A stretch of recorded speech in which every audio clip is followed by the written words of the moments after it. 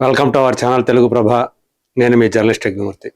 నందమూరి బాలకృష్ణ కథానాయకుడిగా నటించిన అఖండ 2 సినిమా డిసెంబర్లో విడుదలైంది.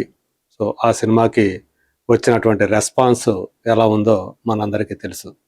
సో ఆశించిన రీతిలో ఆ సినిమా ఆడలేదు. దాని ఫస్ట్ ఫిలిం ఏదైతే ఉందో, అంటే ఒరిజినల్ ఫిలిం అఖండ, ఆ సినిమా 2021 డిసెంబర్లో వచ్చి ఘన విజయం సాధించింది.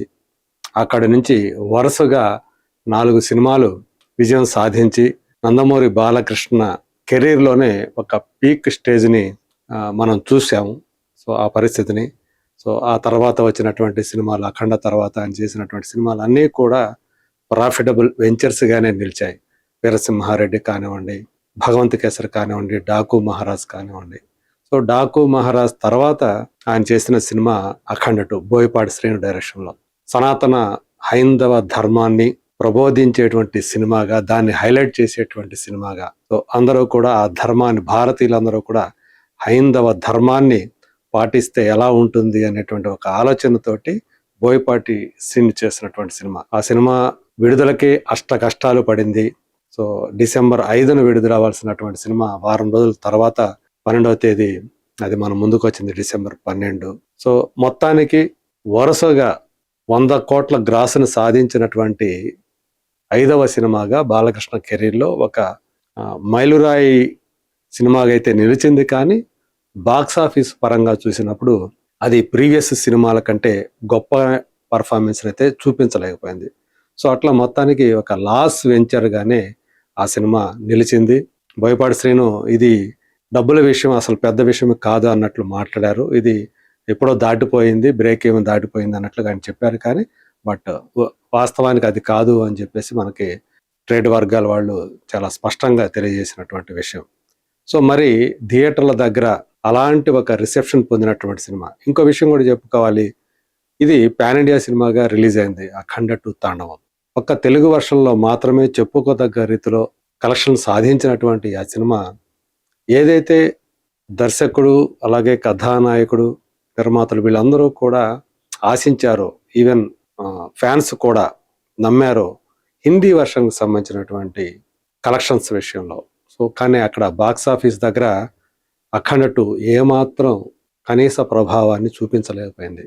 అప్పటికే ధురంధర్ అనేటువంటి సినిమా నార్త్ ఇండియాని ఒక రూల్ చేస్తూ ఉంది, రికార్డు కలెక్షన్స్ని సాధిస్తూ ఉంది.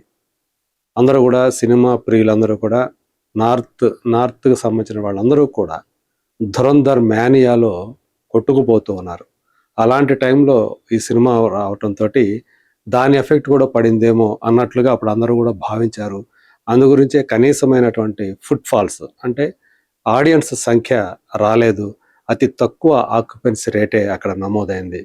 ఇక తమిళ, కన్నడ, మలయాళ వెర్షన్లు అయితే అవి చాలా నామినల్గా మాత్రమే, అంటే నెగ్లిజిబుల్ అన్న రీతిలో మాత్రమే కలెక్షన్ సాధించింది. అలాంటి ఆ సినిమా అంటే బాక్స్ ఆఫీస్ వద్ద, థియేటర్ల వద్ద అలాంటి కలెక్షన్ సాధించినటువంటి సినిమా ఓటీటీలో రిలీజ్ అయింది. జనవరి 9వ తేదీ నెట్ఫ్లిక్స్లో వచ్చింది. థియేటర్ల దగ్గర ఊహించని విధంగా కలెక్షన్ సాధించలేకపోయినటువంటి ఆ సినిమా ఓటీటీలో మాత్రం సూపర్ డూపర్ హిట్ అవడం ఖాయమని చాలామంది అనుకున్నారు. ఎవరైతే హిందీ ఆడియన్స్ థియేటర్లో చూడలేదో, ఇప్పుడు ఓటీటీలో చూసి ఖచ్చితంగా వాళ్ళు మంచి అప్రిసియేషన్ ఇస్తారు, మంచి వ్యూయర్షిప్ ఇస్తారు అని చెప్పి భావించారు. అఖండ ఫస్ట్ పార్ట్కి మాత్రం హిందీ వెర్షన్ అది కేవలం రీజనల్ సినిమాగానే రిలీజ్ అయింది విడుదలైనప్పుడు. కానీ ఓటీటీలో మల్టిపుల్ లాంగ్వేజెస్లో రిలీజ్ చేసినప్పుడు హిందీ వెర్షన్ని చాలా బాగా ఆదరించారు. సో అదే ఈ సినిమాకి రిపీట్ అవుతుందని చెప్పేసి చాలామంది ఎక్స్పెక్ట్ చేశారు. కానీ అది కూడా జరగలేదు అని చెప్పేసి నెట్ఫ్లిక్స్ రిలీజ్ చేసినటువంటి లెక్కను బట్టే మనకు అర్థమవుతుంది. సో ఆ వారానికి సంబంధించి జనవరి 5 నుంచి జనవరి 11 మధ్య రిలీజ్ అయినటువంటి సినిమాలకు సంబంధించినటువంటి లెక్కల్ని నెట్ఫ్లిక్స్ రిలీజ్ చేసింది. తక్కువ, అంటే విడుదలైన వారంలో అతి తక్కువ వ్యూయర్షిప్ సాధించినటువంటి ఒక 10 సినిమాల్ని అది విడుదల చేస్తే ఆ 10 సినిమాల్లో 5వ స్థానం దక్కింది అఖండ 2 సినిమాకి. సో ఒకసారి ఏంటి లోయెస్ట్ అంటే విడుదలైనటువంటి వారం ఏవైతే లోయెస్ట్ వ్యూవర్షిప్ సాధించాయో ఆ సినిమాలు ఏంటో ఒకసారి చూద్దాం. ఇక్కడ మనం చూడొచ్చు, the lowest 10 debut week viewership for a South Indian film on Netflix. అంటే మొత్తం సౌత్ ఇండియన్ సినిమాకి సంబంధించినటువంటిది ఇది. అందులో Good Bad Ugly, Officer on Duty 2.6 million వ్యూస్ని అది సాధించింది.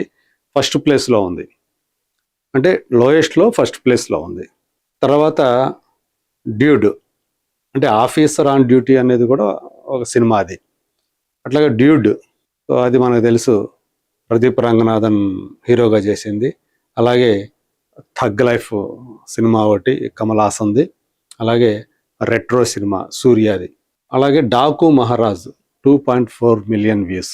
అంటే విడుదలైనటువంటి ఆ వారంలో అది ఏ రోజు రిలీజ్ అయింది అనేది సంబంధం లేదు. ఇప్పుడు నేను చెప్పినటువంటి వారం ఏదైతే ఉందో జనవరి 5 నుంచి జనవరి 11, ఇందులో జనవరి 5లో రిలీజ్ అయిన సినిమాలు ఉండొచ్చు, 6లో ఉండొచ్చు, 7 ఉండొచ్చు, 8 ఉండొచ్చు, 9 ఉండొచ్చు, 10 ఉండొచ్చు, 11 ఉండొచ్చు.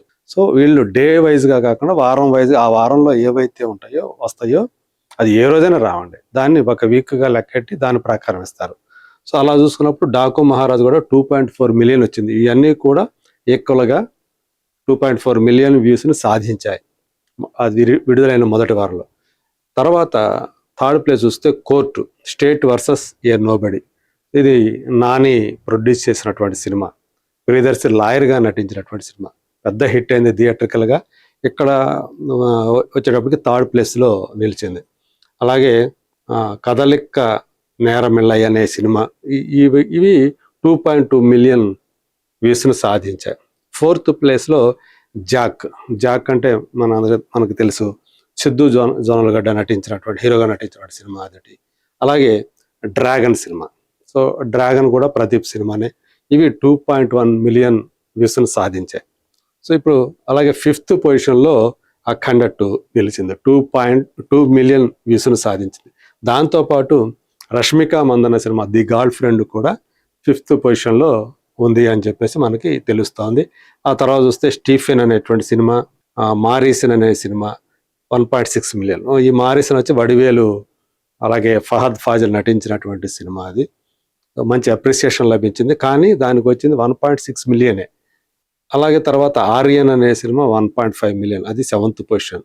8th పొజిషన్లో తెలుసు కదా, ఇది సిద్ధు జోనల్గడ్డ సినిమా, తెలుగు సినిమా. బైసన్ మన తెలుసు, ఇది తమిళ సినిమా, మన విక్రమ్ కొడుకు నటించినటువంటి సినిమా. అది కూడా అంటే దానికి చాలా మంచి కలెక్షన్ హిట్ సినిమా. బట్ ఎక్కడికి వచ్చేటప్పుడు ఓటీటీకి వచ్చేటప్పుడు ఆశించిన రీతిలో రాలేదు. 1.3 మిలియన్ మాత్రమే వ్యూస్ వచ్చాయని చెప్పేసి చెప్పుకోవచ్చు. కాంత 9th పొజిషన్, దుల్కర్ సల్మాన్, రాణా వీళ్ళు యాక్ట్ చేసినటువంటి సినిమా. అది కూడా 9th పొజిషన్లో ఉంది, కేవలం 1.1 మిలియన్ వ్యూస్ను మాత్రమే అది దక్కించుకుంది. దాంతోపాటు మాస్ జాతర కూడా, రవితేజ సినిమా కూడా కేవలం 1.1 మిలియన్ వ్యూస్ను మాత్రమే సాధించింది. తర్వాత 10th పొజిషన్లో తమ్ముడు ఉంది, అది 1 మిలియన్ సాధించింది. తమ్ముడు వచ్చి నితిన్ హీరోగా నటించినటువంటి సినిమా.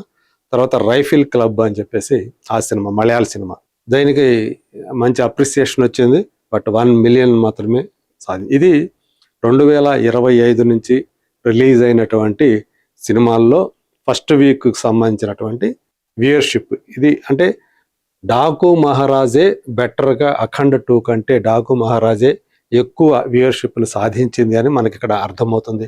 అది 2.4 మిలియన్ వ్యూస్ సాధిస్తే అఖండ 2 మిలియన్ మాత్రమే. అంటే డాకు మహారాజును కూడా మించలేకపోయింది అఖండ 2 అని చెప్పేసి ఇప్పుడు నెట్ఫ్లిక్స్ చెప్పినటువంటి విషయం ఇది.